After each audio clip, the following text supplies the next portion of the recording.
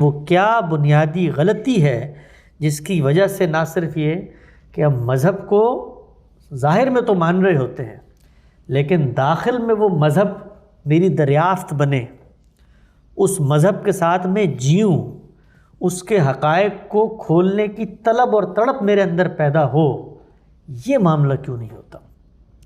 تو اگر ہم سب اس چیز کا جائزہ لیں تو حقیقت یہ ہے کہ مذہب کو ہم ماننے جاننے کے باوجود یہ سمجھتے ہیں کہ ہماری عملی زندگی سے اس کی کوئی ریلیونس نہیں۔ ہمارے سامنے جب مذہب بیان کیا جاتا ہے تو ہمارا دل یہ کہتا ہے کہ بڑی اچھی بات ہوگی، نیکی کی بات ہوگی، تسلیم کر لیتے ہیں، سوال نہیں کرتے، لیکن سمجھ میں نہیں آتی۔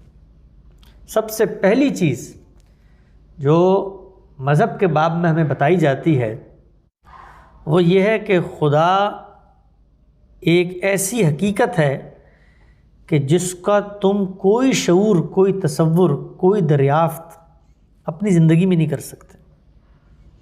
یہ غیب کی باتیں ہیں، یہ ایسی باتیں ہیں کہ جن پر سوال نہیں ہوتا، یہ ایسی باتیں ہیں کہ جنہیں بس مانا جاتا ہے۔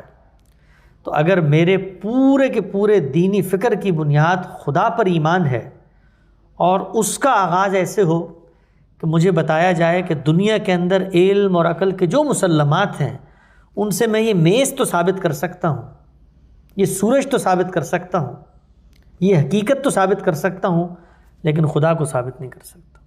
خدا جو ہے وہ ایمان بالغیب کا نام ہے، خدا اس چیز کا نام ہے کہ بس آپ نے مان لینا ہے، سوال نہیں کر سکتے۔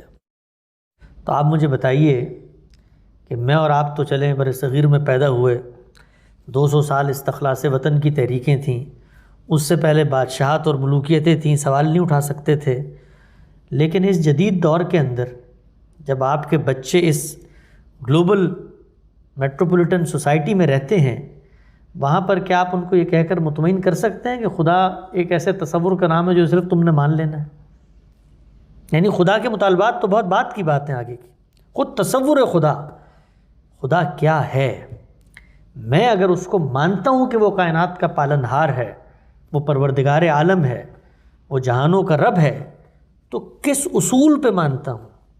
کیا میرے پاس اس کے شواہد اور ثبوت ہیں کہ میں اس کو مانتا ہوں اور میں آگے دنیا کو بتا سکتا ہوں کہ خدا موجود ہے؟ کیا یہ کوئی میتھالوجی ہے؟ یہ کوئی پرانا قصہ اور کہانی ہے؟ یہ کیا کوئی متھ ہے؟ نہیں، قرآن مجید یہ کہتا ہے کہ یہ تمہاری زندگی کی ایسی حقیقت ہے کہ جس کو تم نے ماننا ہے، لیکن ہم نہیں مانتے، حقیقت میں خدا کے وجود کو اس طرح تسلیم نہیں کرتے، اس لیے کہ سمجھ میں نہیں آتا۔ یہ پہلا عذر ہے ہماری اس بدقسمتی کا۔